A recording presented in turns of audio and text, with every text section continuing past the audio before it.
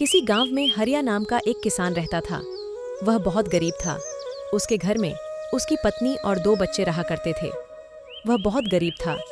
जमींदार का हरिया पर बहुत बड़ा कर्ज था। हरिया जमींदार की जमीन पर खेती करता था। हरिया काफी मेहनत करता था, लेकिन सारा मुनाफा जमींदार ले जाया करता था। हरिया अपनी गरीबी से बहुत लाचार हो चुका था। हरिया के पास एक भैंस थी। हरिया का सारा खर्चा उसी भैंस से चलता था। लेकिन एक दिन भैंस बहुत बीमार पड़ जाती है। भैंस का इलाज करवाने के लिए हरिया के पास पैसे नहीं थे। वह पैसे मांगने के लिए जमींदार के पास जाता है, लेकिन जमींदार उसे पैसे देने से इनकार कर देता है।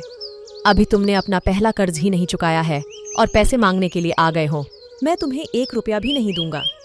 हरिया निराश होकर लौट जाता है। वह गांव के किसी और जमींदार से पैसा लेकर भैंस का इलाज तो करवा लेता है, लेकिन उसके ऊपर और भी कर्जा हो जाता है। अब तो हरिया जैसे मुसीबतों में फंसता ही जा रहा था। एक रात अत्यधिक मानसिक तनाव के कारण हरिया जंगल की तरफ निकल पड़ता है। अपनी सोच में डूबा हुआ वह जंगल में चला जा रहा था।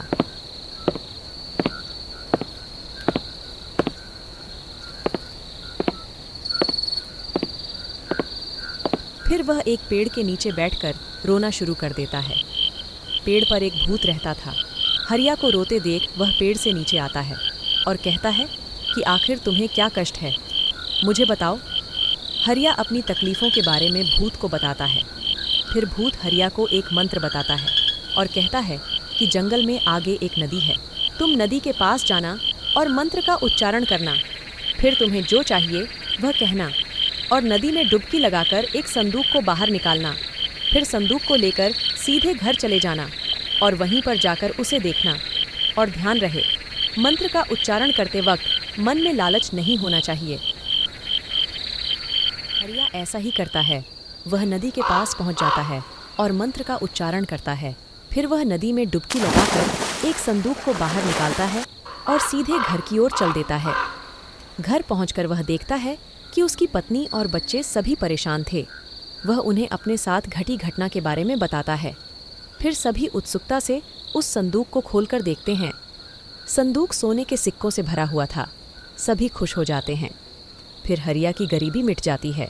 हरिया अपना सारा कर्जा चुका देता है और ज़मीन भी खरीद लेता है। एक दिन जमींदार हरिया के घर पहुंच जाता है और उससे अचानक हुई अमीरी का राज पूछता है। जमींदार कहता है कि यदि तुमने मुझे नहीं बताया तो मैं तुम्हारे सारे धन को छीन लूँगा। घबराकर हरिया जमींदार को उस मंत्र के बारे में बता देता है, लेकिन यह बताना भूल जाता है कि लालच मत करना।